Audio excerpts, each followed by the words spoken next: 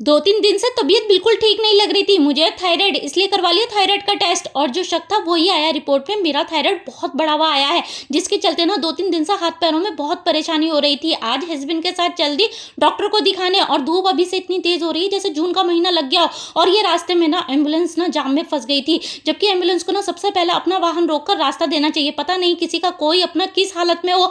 मैं अब जब भी ना रास्ते में किसी एम्बुलेंस को देखती हूँ गुज़रते हुए तो मुझे तुरंत वो एम्बुलेंस याद आ जाती है जिसमें मेरे पापा को लाया गया था। बस अब इस एम्बुलेंस को देखते ही ना एकदम दिमाग में मुझे मेरे पापा का वो याद आ गया जिस एम्बुलेंस में ना पापा हॉस्पिटल गए थे, फिर वहाँ से कोई कभी वापस नहीं आए। और ना अब मेरा सच्ची डॉक्टर और हॉस्पिटल से बहुत दिल घबराता है। अब छोटी-मोटी परेशानी में तो मैं डॉक्टर के पास जाना भी नहीं चाहती। एक तो यहाँ आना सारा दिन खराब होता है और दूसरा घर में वो सब काम जो छोड़कर आती हूँ वो दिमाग में चलते रहते हैं। डॉक्टर को दिखाकर ले ली थी मेडिसिन, चल दिए थे घर के लिए, रास्ते में पी लिया था गन्ने का जूस, आ गई थी घर। घर आने से पहले मैं बीमार थी, बीमारी में हॉस्पिटल तक ही छोड़ के आ गई थी। अब मैं भूल गई थी कि मैं बीमार हूँ। सब परेशानी भूलकर घर आते ही लंच बनाने में लग गई थी। कुछ ज़्यादा नहीं बना रही हूँ, बस चावल भिगो दिए थे, इनकी तहारी बनाऊँगी और साथ में बनाऊँगी रायता। बच्चे आने वाले हैं स्कूल से, 1:30 बज चुका था और भाई कितनी भी परेशानी हुई, लेकिन बस मैं इतना ही सोचती हूँ, मेरे से ज़्यादा ना मेरे बच्चों को मेरी ज़रूरत है। इसलिए ना कभी मुझे बुखार भी आ जाता है, तो मैं अपने आप को बीमार नहीं समझती क्योंकि मुझे ये पता है अगर मैं एक दिन भी बस बिस्तर मैंने पकड़ लिया ना, घर की क्या हालत हो जाएगी ये सिर्फ़ मैं ही जानती हूँ।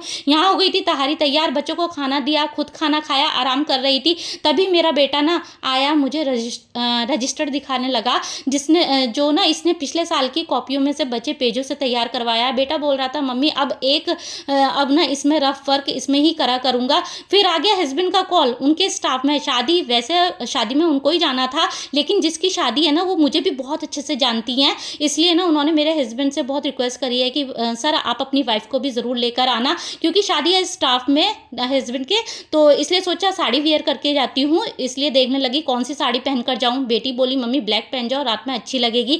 वैसे ना बहुत लोग ये सोचेंगे कि अभी तो बीमार थी, डॉक्टर को दिखाने गई थी, पर मैं भी ना बस यही सोचती हूँ जब मैं घर के काम काज के लिए बीमार नहीं हूँ तो फिर मैं घूमने फिरने के लिए क्यों बीमार बन जाऊँ।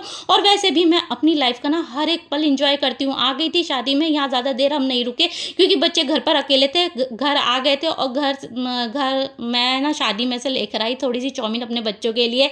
और इसी के साथ मेरा व्लॉग एंड होता है। अल्लाह हाफिज़।